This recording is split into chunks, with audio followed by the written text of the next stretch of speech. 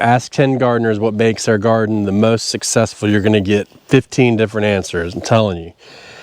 But this is truly what I believe is going to be the most successful in your garden.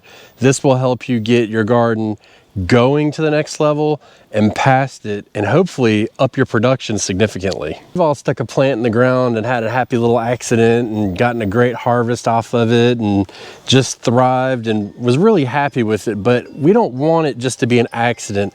I want it to be something that we plan to do and that we know, and it starts today, this time in the fall, where we can sit back and we can start collecting data on our garden, how it did over the season, so we can start making a plan for next year. Good morning, ladies and gentlemen. Welcome back to Sandy Bottom Homestead. I hope you're having an absolutely fantastic day. That's right. I think the most important thing we can do for our garden is have a solid plan for your garden. And I'm going to start to walk you through that step by step. This is going to be just like the seed starting. We're going to try and do one video a week about planning your garden, and I'm going to label them separately so you know what's what. But this is really, I mean, if you can nail down how to plan your garden or what a plan for your garden is, and when I say a plan, that can go in many different directions, but what we're specifically doing is we're going to be talking about planting your garden, a plan to plant. So how much do you want to get of a harvest? What do you want to grow? How much to put in a bed? You know, all these different things. We're going to cover all of them. And I know we're not planting now. Some of us may have fall gardens. After all, I have a fall garden and it's doing pretty good. It's a little hot today, so things are showing us. But for the most part, everything is good.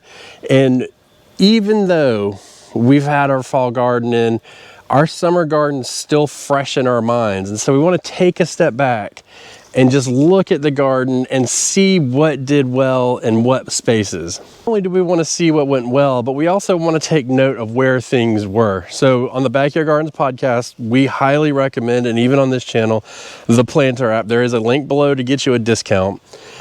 Highly recommend it because it just helps. It's easier for us to keep track of all of this. But let's say you're not having a fall garden this year. You're done. You've thrown in the towel. No worries, no sweat. But this is a plan. This is a way to make a plan that's going to give us 3-season gardening. And we look at it from in the fall. If I stand back here and I look at my garden as it sits now, not what's going to be added here, but what sits now, then we can look, and I can look at this and I can say, okay, this bed here in the back had bush tomatoes in it. They got really, really big. We needed a little bit more space, so we need to work on that. This bed over here had squash in it, did really well, but this is the third bed back. The third bed back ended up kind of running out of steam, as squash does. We could have done a second planting, but we didn't. So we need to take note of that. And then we come up here and we say, okay, well, the second bed was potatoes. Really happy with the way it performed. Really happy with the cover crop we put in afterwards. And we may be happy with what's going in now. We just have to wait and see. This bed right here, it ended up being, started off with garlic and onions, and then it turned into corn, and now it is radishes and turnips and spinach. So overall, wasn't very happy with the corn. And the onion timing, I don't know. I'm gonna have to come back to that one.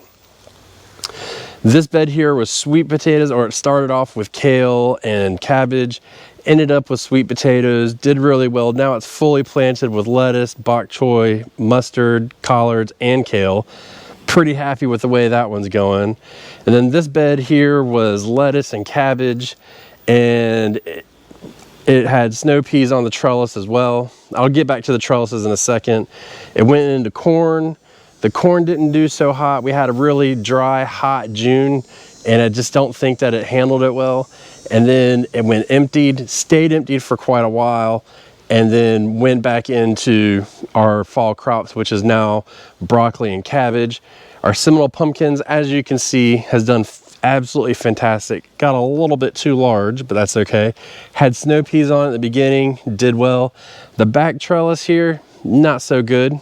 I believe it's getting shaded out, so we're gonna make that change. This trellis here, we put our green beans on late, but our bush beans shaded that trellis, our bush tomatoes shaded it, so they really struggled until we removed the tomatoes, and then we saw it kick up production, so take note of that.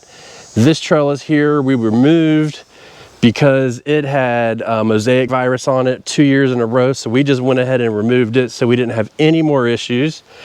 This bed here had 100% broccoli harvest, so absolutely happy with that. Turned into peppers.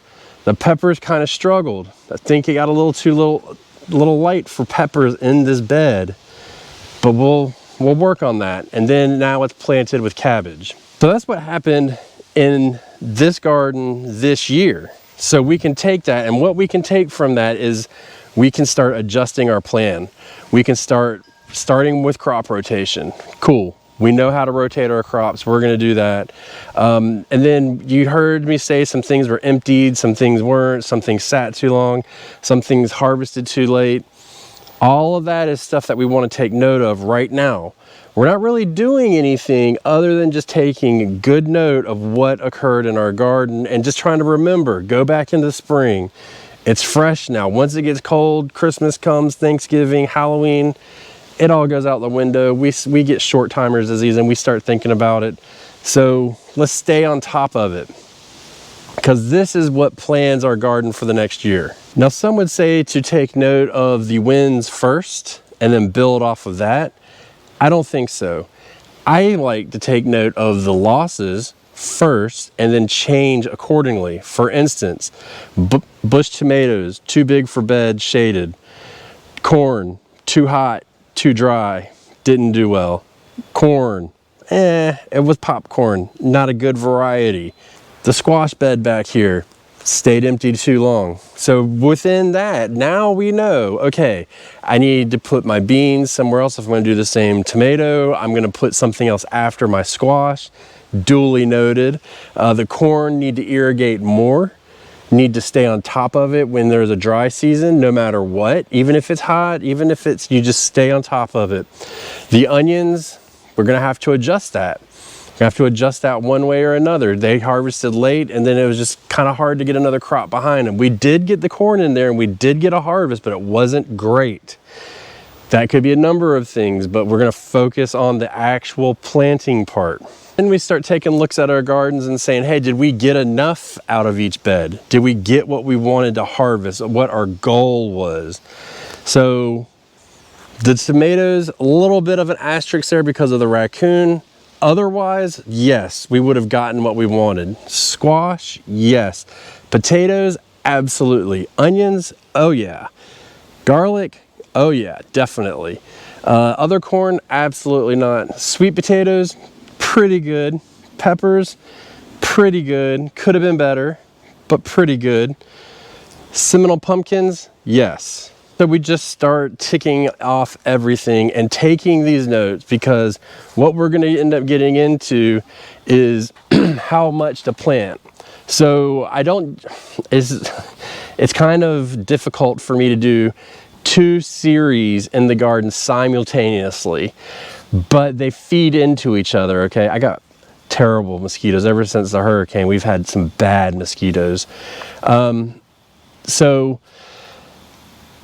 when we're starting our seeds, we need to know how much to start, right? A lot of us just start seeds, and we start sometimes as much as we can, and I don't think we should do that. It just becomes waste. And I know a lot of us will give them away. Some people like me will sell them, and that's fine. But when it comes down to it, we're wasting time and energy, and we're stuffing things into our garden. So, you know, we've talked about spacing. We're going to revisit each individual topic in this, because it all factors into a good garden plan, every single bit of it. When I first started gardening, I would come out and I would just kind of plant what I wanted. I would go get, you know, a handful of seedlings, and put them in and say, okay, what else do I have room for? I'll squeeze this in here. I'll squeeze that in there. And then I got a notebook and I started sketching it out. That worked a little bit better. And then I got the planner app, which was very well organized. And that really kind of pushed me up to the next level. It really helped me organize it and visualize it, more importantly, because no matter how I did it, I was always off a little bit, but now I'm starting to get a grasp of it. And I've really been using it for about 4 years now.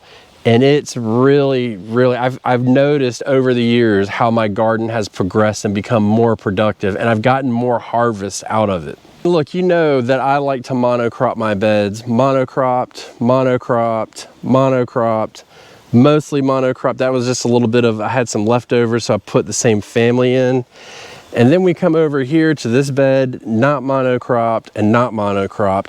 And the reason why is because I figured out how much of these I want to consume, how much that they're going to produce, and how much of it I actually need. And I factor in a little bit of extra, not a lot, but a little bit. And that makes a big difference throughout the season.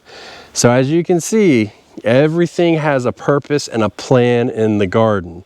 And what I can tell you is if I was to take, like, so for instance, these need to be thinned out really bad, but they're turnips. If I put just a little block of turnips in there, I'm gonna do 4 turnips. I mean, really, what am I gonna do? What is that gonna give us? A meal, 2 meals if we're lucky? So we wanted to put a row of turnips in to ensure that we had, actually it's 2 rows. So we wanted to ensure that we actually had a harvest come out of it that is usable, sustainable, and able to stay on top of and treat it and be productive in it. Now, you're always gonna have mistakes, and that's okay. But for us, it's all about getting the garden going and getting it straight from the beginning. So when we get all the way to the end, we're pulling out what we want out of our garden. And that is why we garden. Our time on this earth is precious, and I don't want to waste any of it. And when it comes to this, I want to enjoy it and put enough food back for me and my family. And that's what we're going to focus on in this series. Goodbye.